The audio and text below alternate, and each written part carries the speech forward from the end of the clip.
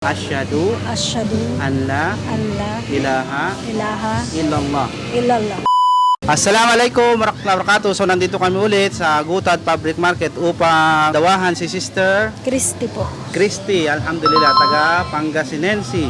Siya ay Ilocana, mahilig sa pakbit. Yan, mashallah. Wala po. Okay, so unang katanungan daw, meron siyang katanungan sa atin. Bali lima yung tanong ko. Okay. Unang tanong, marami ang religion, bakit sa Islam ang napili mo? Ano ang pagkakaiba sa ibang religion? Kasi, kapatid, sa pananampalataya, ang manggagaling yung relihiyon natin, kanino? Sa tao o sa Diyos? Sa Diyos. Yes, mashallah. So napakaganda, no?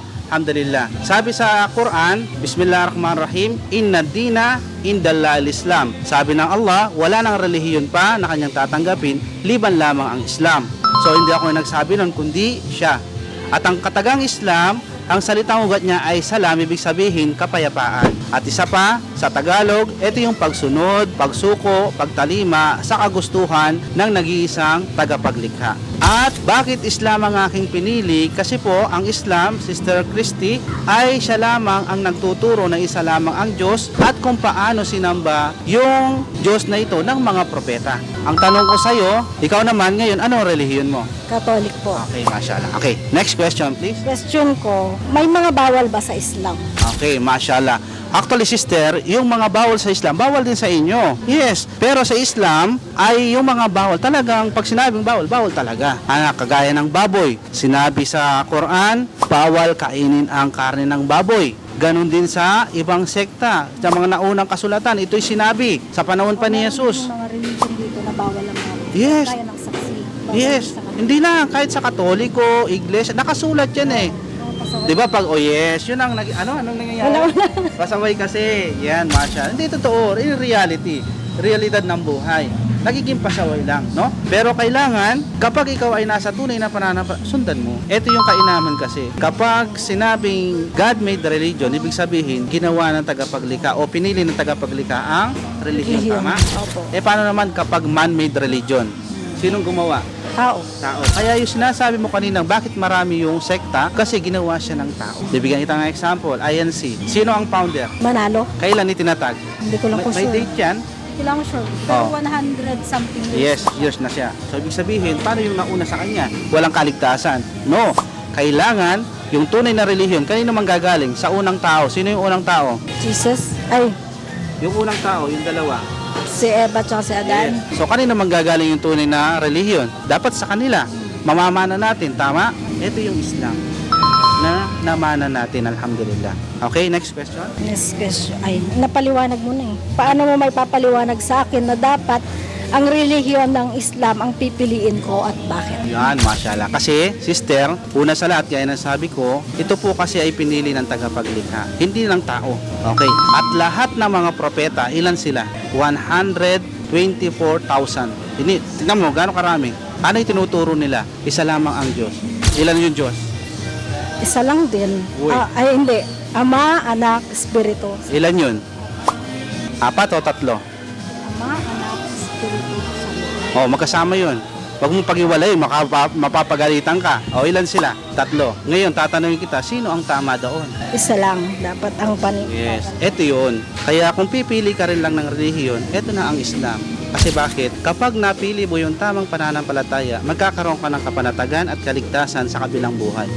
Kasi alam natin, naniniwala ka ba na mayroong paraiso at impyerno? Sabi nila. Hindi, sa puso mo, naniniwala ka ba doon? Hindi ko sure. Ha? Naniniwala ka? O ngayon, tatanungin kita, saan mo gusto sa dalawa? Sa paraiso. Yan ang gusto ng puso't isip natin. Pero ang tanong, bakit hindi tayo nagsasaliksik ng tamang pananampalataya? Kasi kung ano lang yung sa mga ninuno ko kasi. Nakagisnan. Opo, nakagisnan. Doon Yun na na tayo. yun. Ang tanong, kung nakagisnan mo, patungong impyerno, susulong ka pa ba? Ay, hindi ko. Ito yung Islam. Binubuksan sa iyo ng Allah yung pagkakataon, choice mo. Una sa lahat, yung pagkilala sa nag-iisang tagapaglikha at pagsamba kung paano siya sinamba ng mga propeta. So, ito yung kasi yung way ng kaligtasan. Hindi ka lalampas sa katuruan ng mga propeta. Tama, mali? Tama. Kapag lumampas ka, mas magaling ka sa kanila. Tama man. Tama. Ngayon, bakit Islam ang nasa tama? Kasi ang Islam lamang ang nagtuturo ng tamang pamamaraan ng pagsamba. Tatanungin ka ngayon, ano na ba yung turo ni Jesus na sinunod mo? Kahit isa lang. Mga yung wag magnakaw, wag magsinungaling, Okay. at bawal makiapig, mga Okay. ganun po. Yung mga nasa Ten Commandments. Kay Moises na yun eh. Opo. Sa Islam, kapag sinunod mo ang Islam, pinili mo ang Islam, lahat ng katuruan ni Muhammad, ni Jesus, ni Moises, masusunod mo siya.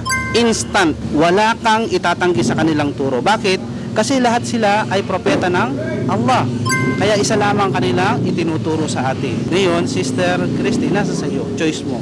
Kapag tinanggap mo si Allah, unang biyayang ibibigay sa iyo, lahat ng nagawa mong kasalanan, mapapatawad. At yung sinabi pa ng propeta Muhammad sallallahu alaihi wasallam, man qala la ilaha illallah sadikan min qalbihi dakkar al-jannah. Sino man daw yung sumaksi na ang Diyos niya si Allah, sinatanggap mo si Allah sa puso mo, kabilang na daw yung pangalan ng tao na yun sa paraiso. Kanina, pinag-uusapan pa lang natin yung paraiso. Pero kapag tinanggap mo si Allah, yung pangalan mo, Christy, ay maisusulat na sa paraiso. Dito sa mundo, kapag nabigyan ka ng ayuda, ano pakiramdam? Sarap po. Okay, masarap. Ngunit pag kinain mo ng ayuda, ano mangyayari? Wala na.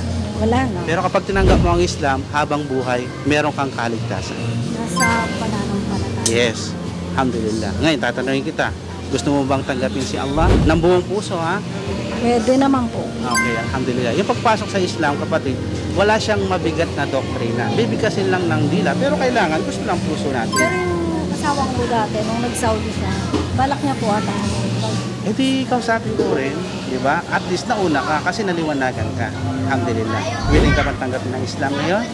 Bigasin mo lang yung shahada. Unang biyaya, mapapawi lahat ng iyong kasalanan. Para kang batang sanggol. Wala kang bahid dungis kasalanan. Alam natin, makasalanan tayo. Lahat Pero naman pag tinanggap mo si Allah, lahat yun ay mabubura. Kasi meron kasi tayong naglilista ng mga mabuting gawa at masamang gawa. Anghel sila. Sa right side, yung mabuting gawa. Left side, yung masamang gawa. Yung dito, Kasi buburahin. araw-araw naman, hindi naman natin saklaw yung araw-araw naman kasi nakakasala tayo na hindi natin alam. Yes. Kaya ang isang Muslim kapag pumasok sa Islam, araw-araw naman siyang nagdarasal. Kaya yung nagagawa niyang mga kasalanan, ito ay nabubura sa tulong ni Hala. Allah. Alhamdulillah. Oh, willing ka na? Okay, mashallah. Okay, so yung pagpasok sa Islam, bigkasin mo lang yung shahada. Shahada. Oo. Taas mo yung kanang kamay. Bismillah. Bismillah. Asyhadu Asyhadu an la an la ilaha ilaha illallah illallah wa asyhadu wa asyhadu anna anna Muhammad Muhammad Rasulullah. Rasulullah.